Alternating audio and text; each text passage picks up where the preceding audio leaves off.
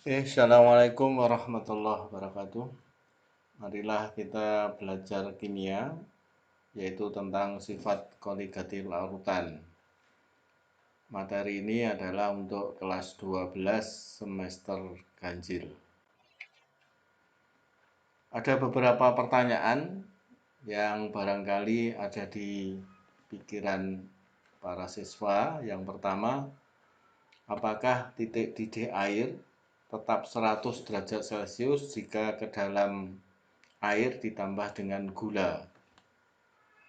Kemudian pertanyaan selanjutnya, apakah titik beku air yang 0 derajat Celcius tetap 0 derajat Celcius jika ke dalamnya ditambah dengan garam dapur? Nah, pertanyaan-pertanyaan itu dapat kita jawab dengan mudah apabila kita sudah mempelajari dan memahami dengan baik dan benar sifat koligatif larutan. Kemudian, apakah sifat koligatif larutan itu? Untuk bisa memahami, marilah kita lihat pada peta konsep di halaman berikutnya.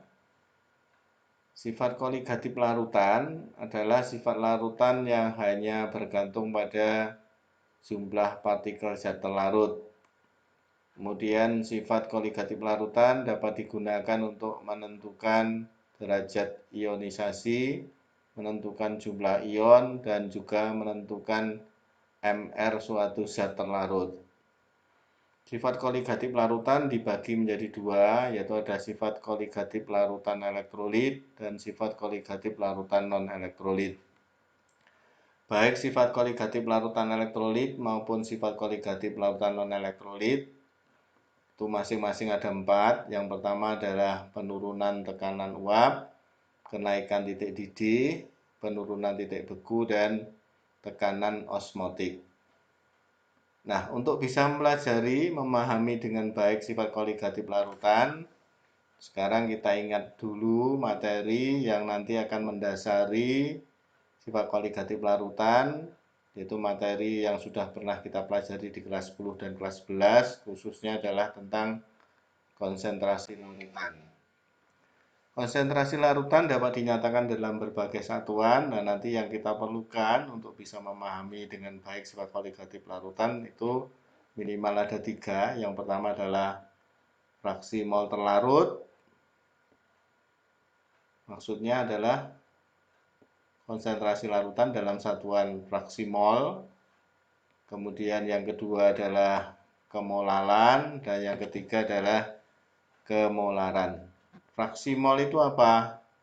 Fraksi mol itu nanti dibagi dua, ada fraksi mol pelarut dan fraksi mol terlarut. Fraksi mol menyatakan perbandingan jumlah mol zat terlarut atau mol pelarut terhadap mol total, yaitu mol larutan. Mol larutan artinya mol pelarut ditambah dengan mol zat terlarut. Kita ingat bahwa larutan punya 2 komponen, yaitu zat terlarut, zat yang dilarutkan, dan zat pelarut, zat yang melarutkan. Pada umumnya zat terlarut jumlahnya lebih sedikit dibandingkan dengan pelarutnya. Nah, untuk memudahkan mengingat, fraksi mol yang disimbolkan dengan X, untuk XP, ini berarti adalah fraksi mol pelarut, P-nya dari kata pelarut, dan XT, T-nya adalah dari kata terlarut. XP dirumuskan sama dengan NP dibagi mol total, berarti NP ditambah dengan NT.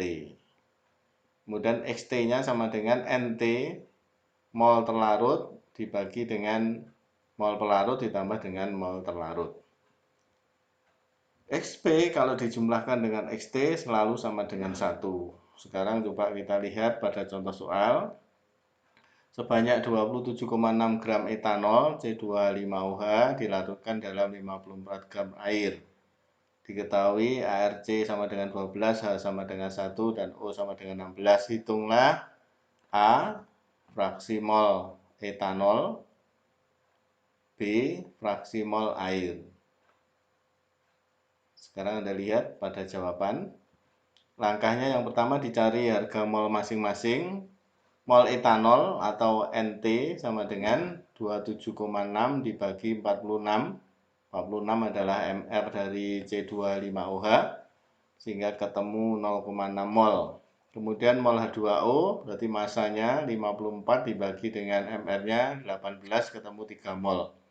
Sehingga X etanol atau XT sama dengan mol etanol NT-nya 0,6 dibagi mol total NP plus NT berarti sama dengan 3 ditambah 0,6 sama dengan 3,6. Jadi 0,6 dibagi 3,6 ketemu 0,167 tanpa satuan karena merupakan perbandingan. Kemudian berapa X airnya atau XP-nya? Berarti langsung pakai rumus yang tadi. Tadi XP ditambah XT sama dengan 1. Berarti XP sama dengan 1 dikurangi XT.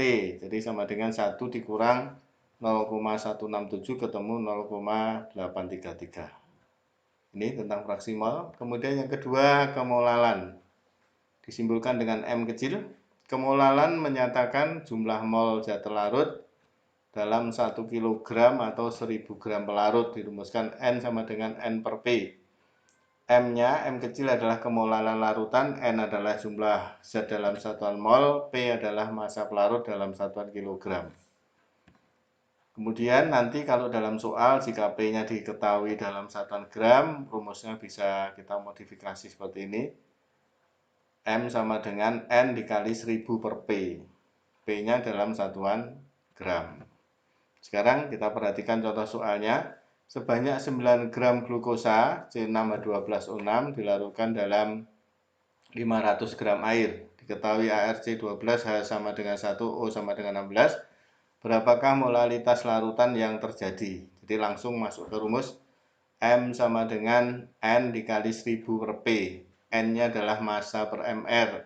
Jadi sama dengan 9 dibagi 180 mR dari glukosa dikali 1000 dibagi 500 ketemu 0,1 molal.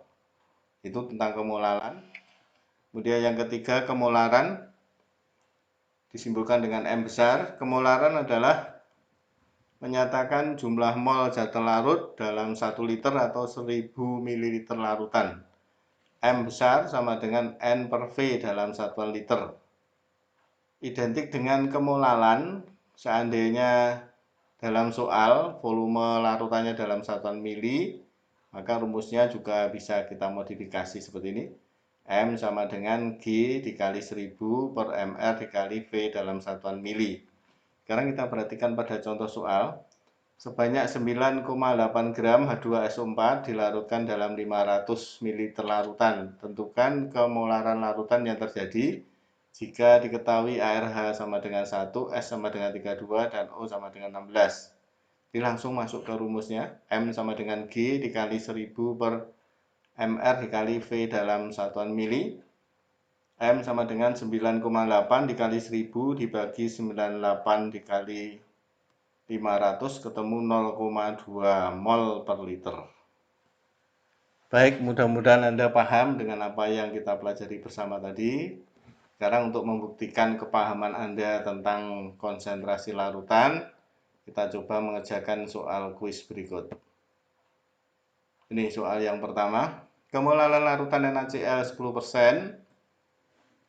10% massa dalam air adalah titik-titik. Diketahui mR NaCl sama dengan 58,5. Coba silahkan dicoba, bukunya dikeluarkan, dioret-oret ya ketemu berapa begitu. Oke, sudah. Nah ini penyelesaiannya. 10% maksudnya persen itu per 100. Jadi artinya dalam 100 gram larutan itu terdapat 10 gram NaCl dan pelarutnya airnya adalah 100 dikurangi 10 sama dengan 90 gram.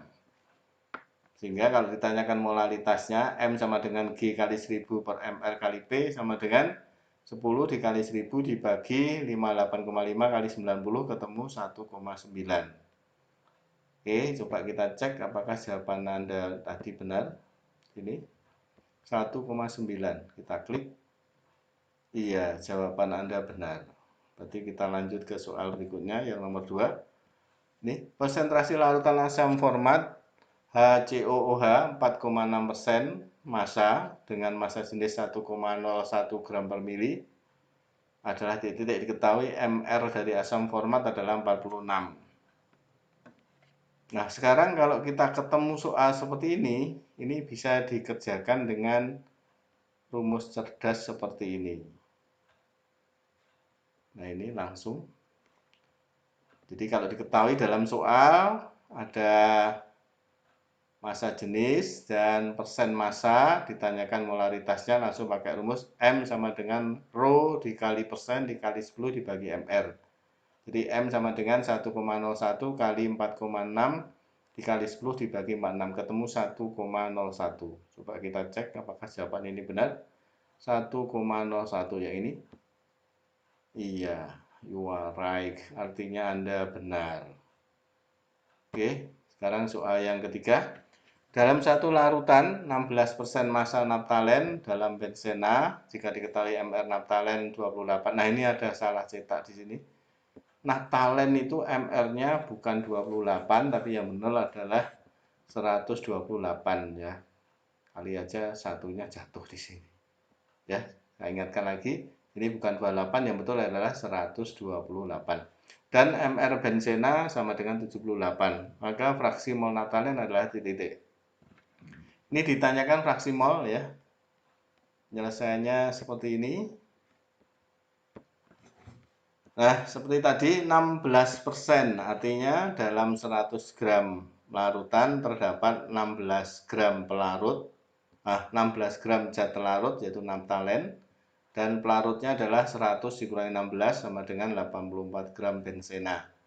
Sehingga mol terlarut, mol naftalennya sama dengan 16 dibagi 128 ketemu 0,125 mol. Dan N pelarutnya sama dengan 84 dibagi 78 sama dengan 1,08 mol. Sehingga XT, fraksi mol terlarut atau fraksi mol naftalen sama dengan NT dibagi NP plus NT sama dengan 0,125 dibagi 1,08 plus 0,125 ketemu 1,04. Coba kita cek apakah benar. 1,04 ini. Iya, you are right. Jawaban Anda benar. Oke. Untuk hari ini sampai sini saja. Mudah-mudahan ada guna dan manfaatnya. Tetap semangat dan belajar terus. Mudah-mudahan Anda benar-benar dapat memahami kimia dengan baik dan benar. Wassalamualaikum warahmatullahi wabarakatuh.